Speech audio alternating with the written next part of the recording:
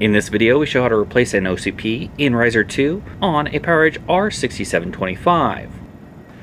Before working inside your system, read through and follow safety guidelines to protect your system from potential damage and ensure your personal safety.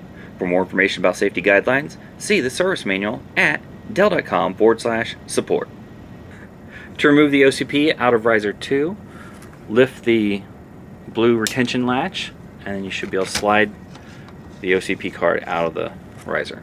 To install it, align it with the slot on the riser, pushing it all the way back until it's fully seated, then push down on the blue retention latch to lock it.